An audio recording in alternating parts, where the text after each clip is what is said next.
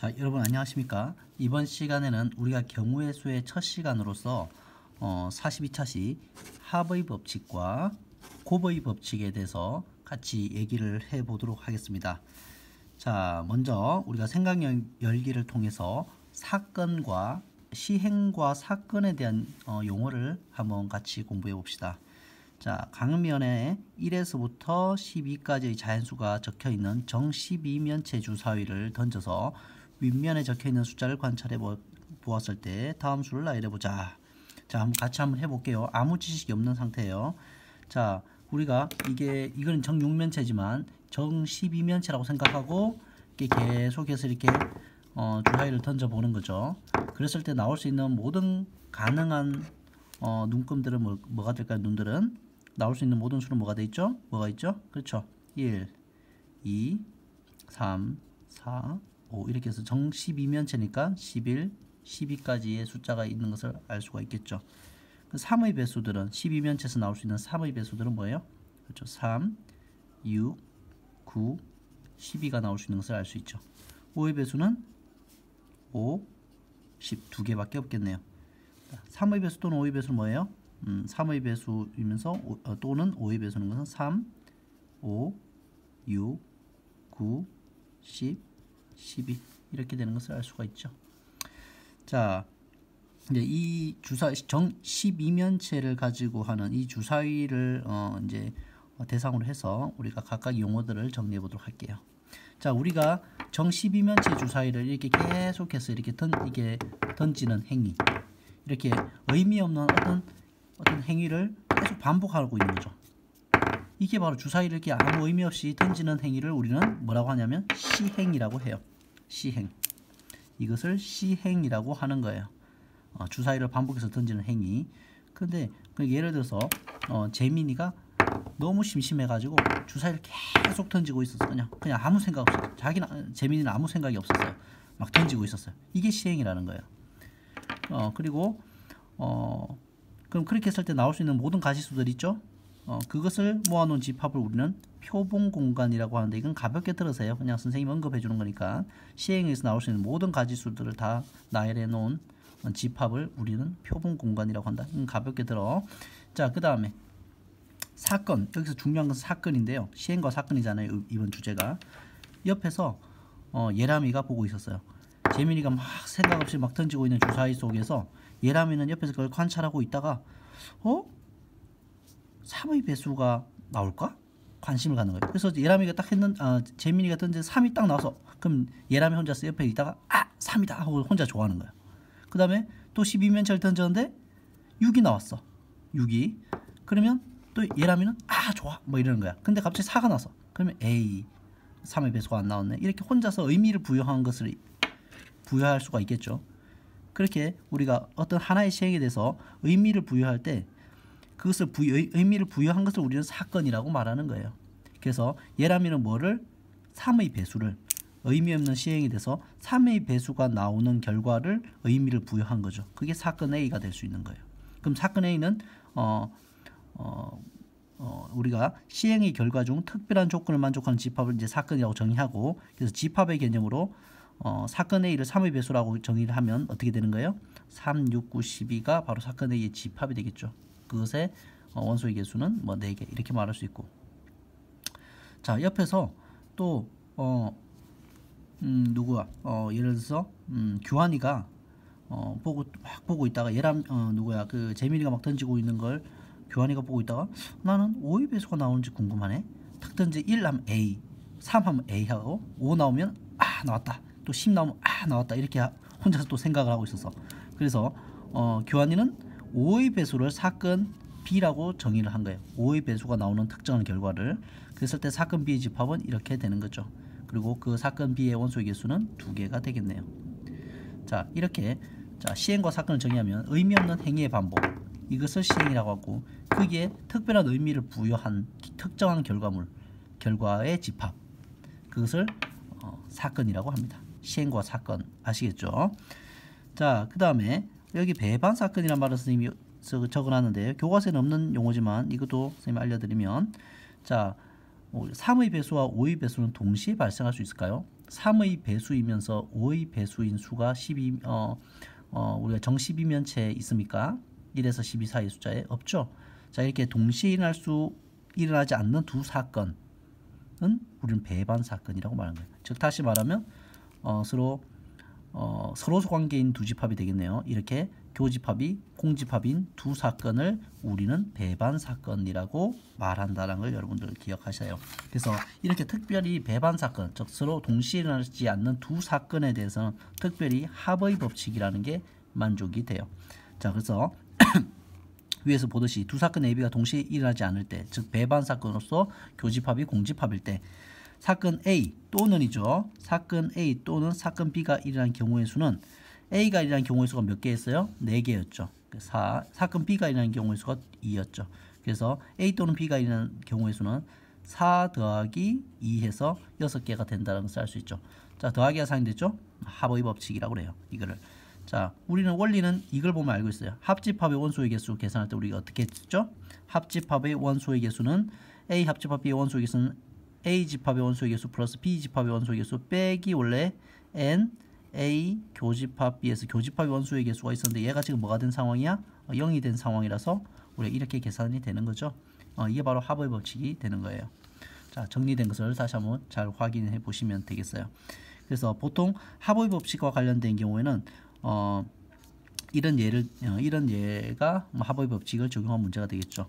오른쪽 그림과 같이 A 지점에서 B 지점으로 가는 경우의 수를 해라. 자, A에서 B로 갈 수 있는 방법은 우리가 이 A, B, C를 이용한 이쪽 길로 가도 되고 또 PQ 이쪽 방향으로도 갈 수도 있겠죠. 자, 여기서 보면 배편을 선택하는 것을 배편을 선택하는 사건을 A, 항공편을 선택하는 사건을 B라고 할 때 배편 A, B, C 얘가 배편이네요. 배편 A, B, C로 배편이 A, B, C로 3가지가 있고 항공편이 PQ로 2가지가 있어요. 배편과 항공편을 고르는 것은 동시에 발생할 수 없잖아요. 어떤 A에서 B 지점으로 갈 때 배편으로 가면서 동시에 항공편으로 갈 수 없죠. 얘가 배편, 얘가 항공편이라고 하면, 그죠? 그러면 동시에 발생할 수 없기 때문에 이 3가지 경우와 이 2가지 경우가 그냥 더해진 총 5가지 경우의 수가 A에서 B로 갈 수 있는 총 경우의 수가 되겠죠. 이게 아주 상식적인 거지만 이게 합의 법칙이라는 거예요. 자, 이어가 보죠. 그 다음에 우리가 이제 곱의 법칙이에요. 곱의 법칙은 우리가 같이 한번 내용을 우리가 한번 간단하게 예를 들어서 볼게요. 그림과 같이 3가지 종류의 떡이 있어요. 무지개떡, 꽃쌈병, 만개떡이라고 하네요. 그 다음에 이것을 담는 그릇이 2가지가 있어요. 3가지. 그다음 2가지. 3가지, 2가지가 있어요. 자, 그랬을 때 우리가 하고 싶은 건 뭐냐면 한 종류의 떡을 한 개 용기에 담을 수 있는 총 방법의 수를 생각해 보는 거예요. 자, 그러면 생각을 해보세요. 여러분들이 이 무지개떡을 선택했다고 하면 무지개떡을 우리가 용기에 담을 수 있는 방법 몇 가지예요? 2가지죠. 그 다음에 우리가 꽃쌈병을 선택했다면 이것 또한 2가지죠. 만개떡을 선택했다면 그것 또한 2가지죠. 자, 이렇듯이 우리가 어떤 사건 A가 일어나는 경우의 수가 M이고 그 각각의 경우에 대하여 사건 B가 일어나는 경우의 수가 N일 때 우리가 사건 A에 잇따라 사건 B가 일어나는 경우의 수를 둘을 곱하는 관계가 되는 거죠. 그러니까 우리가 떡을 고를 수 있는 방법이 몇 가지예요? 3가지잖아요. 그 각각의 떡에 대해서 우리가 담을 수 있는 그릇을 고르는 방법은 몇 가지예요? 2가지. 자, 이렇게 해서 우리가 각각의 경우의 수가 곱하기 관계로 연결되는 게 보입니까? 자, 이렇게 두 경우의 수가 곱하기 관계로 연결되는 것을 곱의 법칙이라고 말하는 거예요. 자, 이 내용을 잘 정리하시기 바랍니다. 자, 관련된 예를 하나 더 볼게요. 자, A 지점에서 B 지점으로 가는 방법이 3가지, A, B, C 3가지가 있죠. 그 다음 B 지점에서 C 지점으로 가는 방법이 PQ 2가지가 있잖아요.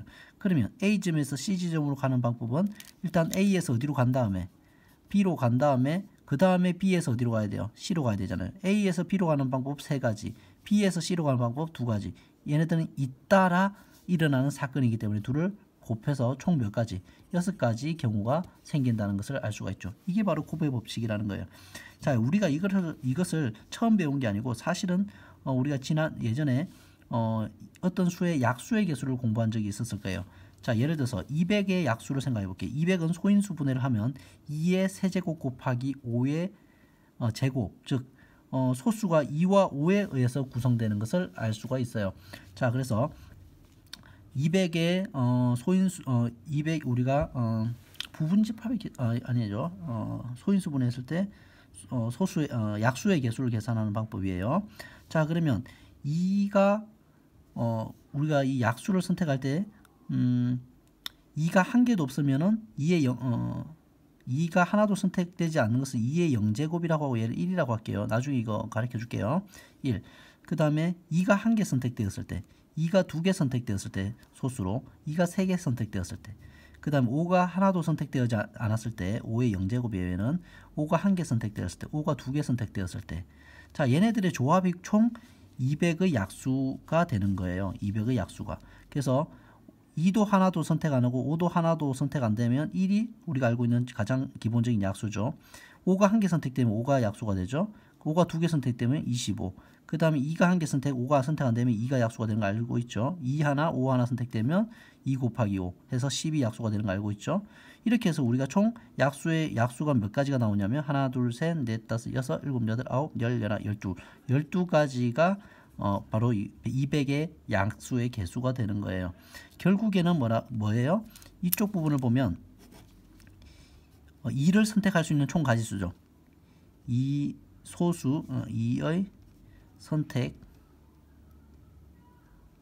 개수라고 할까요? 얘는 5의 선택 개수를 말하는 5의 선택 개수가 되는 거죠. 소수 5에 의해서 만들 수 있는 그런 인수들. 그랬을 때 얘네들이 조합으로 다 되기 때문에 2를 하나도 선택 안 할 수 있다. 2를 한 개 선택할 수 있다. 두 개 선택할 수 있다. 세 개 선택할 수 있다. 즉 2의 세제곱이라고 하는 것은 저 2의 선택 가지수가 4가지를 의미하는 거죠. 그 다음에 5의 제곱이까지 있다는 것은 5를 하나도 선택 안 한다. 0개, 1개, 2개에서 총 몇 개? 3가지가 되는 거죠. 3가지. 그래서 4가지 곱하기 3가지에서 총 12가지가 돼서 우리가 200의 약수의 개수는 10이다라고 우리가 얘기를 하는 거예요. 그래서 이런 게 우리가 어떤 수의 약수의 개수를 구하는 게 바로 곱의 법칙의 하나의 활용의 예라고 볼 수가 있죠. 자, 간단하게 이 정도까지만 수업을 하고 여러분들이 수업 시간에 좀 더 자세하게 다뤄보도록 하겠습니다. 그리고 한 가지 더 추가하자면 우리가 지금 합의 법칙과 곱의 법칙을 배웠잖아요. 합의 법칙을 묻는 문제, 주어진 문제가 합의 법칙을 묻는지 곱의 법칙을 묻는지는 핵심적인 부분을 확인하면 돼요. 합의 법칙 문제는 다 이렇게 합집합과 관련된 것 또는 이거나 혹은 다 합집합에 대한 용어와 관련된 거죠. 이런 단어가 있으면 합의 법칙을 쓰는 거예요. 그리고 교집합, 얘는 합집합과 관련된 거죠. 합집합. 그리고 교집합과 관련돼 있던 용어. 그리고 이고 와 동시에 연이어서 잇따라 이런 말이 있으면 다 교집합과 관련돼 있는 것이고 곱의 법칙을 써먹는 문제라고 여러분들이 감을 잡고 계시면 좋을 것 같아요. 자, 그래서 여기까지 하고 우리가 수업 시간에 좀 더 다뤄보도록 합시다. 수고하셨습니다.